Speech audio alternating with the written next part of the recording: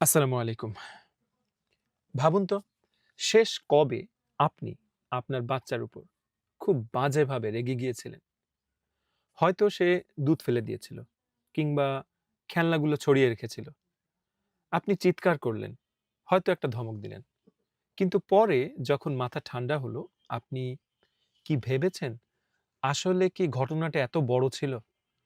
আমি কেন এত রিঅ্যাক্ট করলাম? সুপ্রিয় দর্শক শ্রোতা, প্যারেন্টিং বা সন্তান লালন-পালন করতে গিয়ে আমরা প্রায়ই ভাবি সমস্যাটা বাচ্চার ব্যবহারের মধ্যে। আমরা ভাবি, ও কেন কথা শোনে না?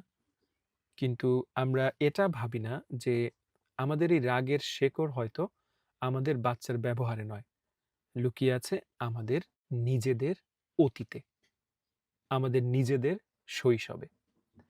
আজ আমরা এমন একটা বই নিয়ে কথা বলবো যা গতানুগতিক প্যারেন্টিং এর বইয়ের মতো না। এটি আপনাকে শেখাবে এটি আপনাকে শেখাবে না কিভাবে বাচ্চাকে ডিসিপ্লিন করতে হয়, বরং এটি শেখাবে কিভাবে নিজেকে বুঝতে হয়, যাতে আপনি একজন ভালো বাবা-মা হতে পারেন। বইটির নাম প্যারেন্টিং ফ্রম ইনসাইড আউট। বইটি লিখেছেন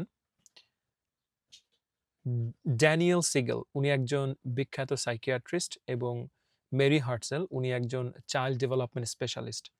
তারা দুজনে মিলে বিজ্ঞান এবং বাস্তব অভিজ্ঞতার আলোকে দেখিয়েছেন কিভাবে আমাদের মস্তিষ্ক এবং ছোটবেলার স্মৃতি আমাদের প্যারেন্টিং স্টাইলকে প্রভাবিত করে। তার মানে আপনি আ আপনার ব্রেইন, আপনার চিন্তাভাবনা কেমন এবং আপনি ছোটবেলায় আ আপনার শিশুকালটা কেমন ছিল বা আপনার শৈশব কেমন ছিল, এই সবকিছু মিলিয়েই আপনার প্যারেন্টিং তৈরি হয়। ১ম অধ্যায়, আমাদের অতীত কিভাবে বর্তমানকে চালায়। Making the sense of the past. আমরা অনেকেই ভাবি, আমরা আমার ছোটবেলাটা খুব একটা ভালো ছিল না। ওসব আমি ভুলে গিয়েছি।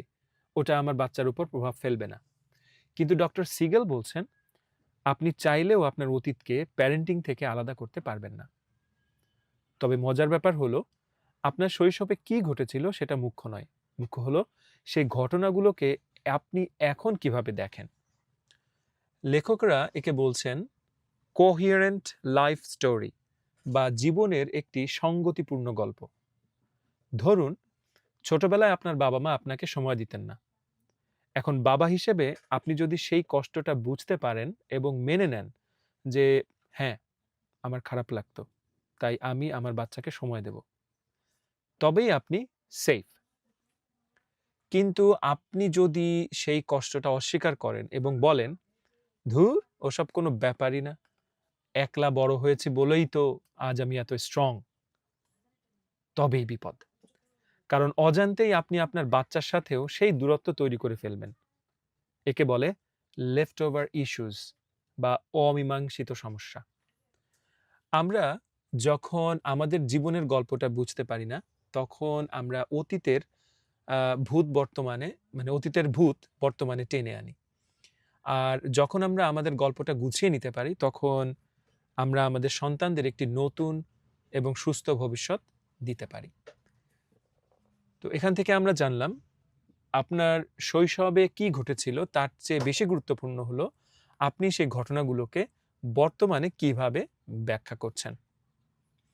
২য় অধ্যায়, স্মৃতি যখন ভূতের মতো ফিরে আসে। Implicit versus explicit memory. আমাদের মেমোরি বা স্মৃতি ২ ধরনের। একটা হলো এক্সপ্লিসিট মেমোরি বা স্পষ্ট স্মৃতি। যেমন আপনার মনে আছে গত জন্মদিনে আপনি কি গিফট পেয়েছিলেন। আরেকটা হলো ইমপ্লিসিট মেমোরি বা অব্যক্ত স্মৃতি। এটা একটু জটিল কিন্তু খুব ইন্টারেস্টিং। ধরুন, ছোটবেলায় যখনই আপনি কাঁদতেন, আপনার বাবা আপনাকে ধমক দিয়ে চুপ করিয়ে দিতেন। তখন আপনার মধ্যে একটা ভয় বা অস্বস্তি তৈরি হতো। আজ আপনি বড় হয়েছেন, সে ঘটনার কথা হয়তো আপনার স্পষ্ট মনে নেই, কিন্তু আজ যখন আপনার নিজের বাচ্চা কাঁদে, তখন হঠাৎ করেই আপনার ভেতরে সেই পুরনো অস্বস্তি বা বিরক্তি জেগে ওঠে। বাচ্চার কান্না শুনলেই আপনি অস্থির হয়ে যান এবং তাকে থামানোর জন্য চিৎকার করে ওঠেন। আপনি ভাবছেন আপনি বাচ্চার উপর রাগ করছেন। আসলে তা নয়। এটা আপনার ইমপ্লিসিট মেমোরি বা ছোটবেলার সেই ভয়ের অনুভূতি। যা এখন রাগের রূপ নিয়ে ফিরে এসেছে। আপনার মস্তিষ্ক আপনাকে সিগন্যাল দিচ্ছে, কান্না বিপজ্জনক, এটা থামাও। এই চ্যাপ্টারের শিক্ষা হলো আমাদের বুঝতে হবে কখন আমরা বর্তমানের প্রতিক্রিয়ায় কাজ করছি আর কখন আমরা অতীতের ট্রিগারে বা প্ররোচনায় হয়ে কাজ করছি। তো এক কথায় বললে অকারণে বাচ্চার উপর রেগে যাওয়া মানেই হলো আপনার কোনো পুরনো স্মৃতি আপনাকে নিয়ন্ত্রণ করছে। তৃতীয় অধ্যায়, হাই রোড বনাম লো রোড। আমাদের মস্তিষ্কের কাজ করার দুটো পথ আছে। লেখক একে বলছেন হাই রোড এবং লো রোড। হাই রোড হলো আমাদের মস্তিষ্কের সেই অংশ, প্রিফ্রন্টাল কর্টেক্স, যা দিয়ে আমরা যুক্তি দিয়ে চিন্তা করি, বিচার বিবেচনা করি। যখন আপনি হাই মোডে থাকেন বা হাই রোডে থাকেন, তখন আপনি শান্ত, ধৈর্যশীল এবং বাচ্চার কথা শুনতে প্রস্তুত। কিন্তু যখন আমরা খুব বেশি স্ট্রেস বা চাপের মধ্যে থাকি, তখন আমাদের মস্তিষ্ক লো রোডে চলে যায়। লো রোড হলো আমাদের আদিম মস্তিষ্ক, যা শুধু বিপদ চেনে এবং ফাইট অর ফ্লাইট মোডে কাজ করে। অর্থাৎ হয় ফাইট করুন নতুবা ফ্লাইট করুন, অর্থাৎ এখান থেকে কেটে পড়ুন, এই মোডে চলে যায়। ধরুন আপনার বাচ্চা আপনার খুব পছন্দের একটা ফুলদানি ভেঙে ফেললো। যদি আপনি হাই রোডে থাকেন, আপনি বলবেন, ওহো, এটা ভেঙে গেল, তুমি কি ব্যথা পেয়েছো, চলো পরিষ্কার করি। আর যদি আপনি লো রোডে থাকেন, আপনি হয়তো চিৎকার করে বলবেন, তুমি সব সময় এমন করো, তোমাকে দিয়ে কিচ্ছু হবে না। লো রোডে থাকলে আমরা যুক্তি খুঁজি না, আমরা শুধু আক্রমণ করি। এবং ভয়ের ব্যাপার হলো বাবা মা যখন লো রোডে চলে যায়, তখন বাচ্চারাও ভয় পেয়ে লো রোডে চলে যায়। ফলে শুরু হয় চিৎকার, চেঁচামেচি।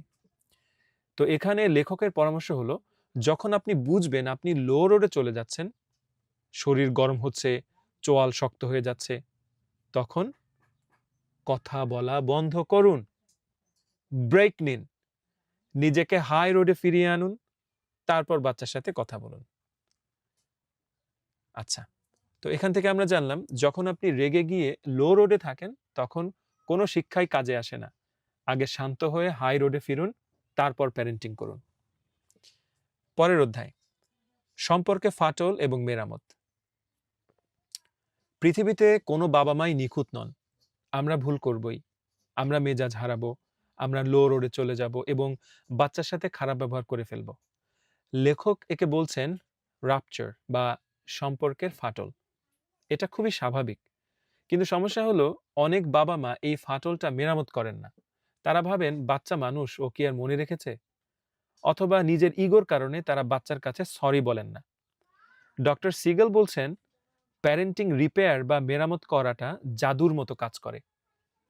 আপনি যদি ভুল করে বাচ্চার উপর চিৎকার করে ফেলেন, তবে পরে তার কাছে যান, তার চোখের দিকে তাকিয়ে বলুন, বাবা, মামুনি, আমি দুঃখিত, আমি তখন খুব রেগে গিয়েছিলাম এবং ওভাবে কথা বলা আমার উচিত হয়নি, আমার তখন একটু সময় নিয়ে শান্ত হওয়ার দরকার ছিল। যখন আপনি এটা করেন, তখন বাচ্চা দুটি জিনিস শেখে। এক, মানুষ ভুল করতে পারে এবং ভুল স্বীকার করায় লজ্জার কিছু নেই। এবং দুই, আমার বাবা মা আমাকে ভালোবাসেন এবং আমাদের সম্পর্কটা ঝগড়ার চেয়েও বেশি শক্তিশালী। তাই পারফেক্ট হওয়ার চেষ্টা করবেন না, বরং ভুল হলে সেটা শুধরে নেওয়া বা রিপেয়ার করার মানসিকতা রাখুন। এখান থেকে আমরা জানলাম ভুল করা দোষের নয়, কিন্তু সেই ভুল স্বীকার করে বাচ্চার সাথে সম্পর্ক মেরামত না করাটাই আসল ক্ষতি। আচ্ছা, তো চলে এলাম আমরা বইয়ের শেষে। আমরা এবার উপসংহার টানবো, পাশাপাশি মূল পয়েন্টগুলো আরেকবার জানবো।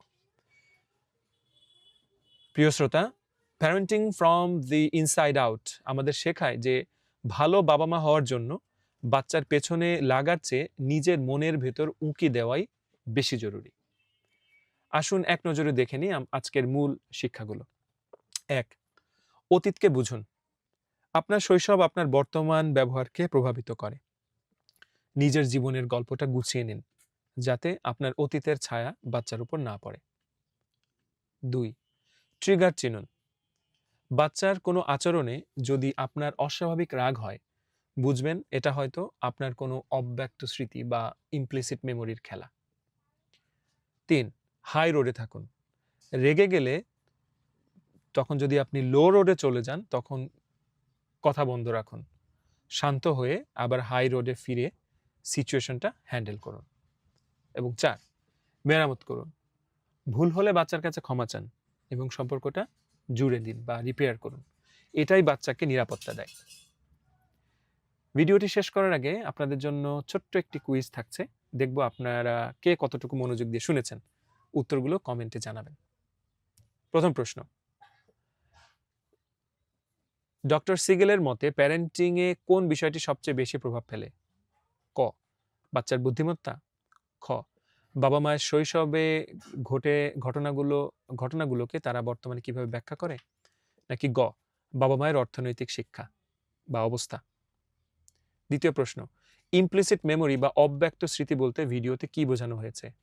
ক, ছোটবেলার কবিতা মনে রাখা। খ, অতীতের কোনো ঘটনার স্পষ্ট ছবি। নাকি গ, অতীতের কোনো অনুভূতির রেশ যা বর্তমানে আপনাকে বা আমাদেরকে অকারণে রাগিয়ে দেয়। তৃতীয় প্রশ্ন, লো রোড বা নিচু পথ বলতে মস্তিষ্কের কোন অবস্থাকে বোঝানো হয়েছে? ক, যখন আমরা খুব শান্ত থাকি। খ, যখন আমরা যুক্তির বদলে আবেগের বশে বা রেগে গিয়ে প্রতিক্রিয়া দেখাই। গ, যখন আমরা ঘুমিয়ে থাকি। চতুর্থ প্রশ্ন, সন্তান লালন পালনে রাপচার বা অ্যান্ড রিপেয়ার, ফাটল এবং মেরামত কেন গুরুত্বপূর্ণ? ক, কারণ এটি বাচ্চাকে শেখায় যে ভুল স্বীকার করা এবং সম্পর্ক ঠিক রাখা জরুরি। খ, কারণ এতে বাচ্চার জেদ কমে যায়। এবং গ, কারণ এটি বাচ্চাকে পড়াশোনায় ভালো করে। সর্বশেষ প্রশ্ন, বাচ্চার উপর রেগে যাওয়ার পর বাবা মায়ের প্রথম কাজ কি হওয়া উচিত? ক, বাচ্চাকে আরো বকা দেওয়া। খ, নিজেকে সঠিক প্রমাণ করা। গ, শান্ত হয়ে বাচ্চার কাছে নিজের ব্যবহারের জন্য দুঃখ প্রকাশ করা বা সরি বলা। তো আশা করছি বইটি আপনাদের ভালো লেগেছে এবং আগামীতেও আমাদের এই আয়োজন আপনাদের ভালো লাগবে এবং আপনাদের জীবনে, আপনাদের সন্তানদের জীবনে ইতিবাচক পরিবর্তন আনতে ভূমিকা রাখবে ইনশাআল্লাহ। ভালো থাকুন, দেখা হচ্ছে, কথা হচ্ছে পরের বইতে। বাই।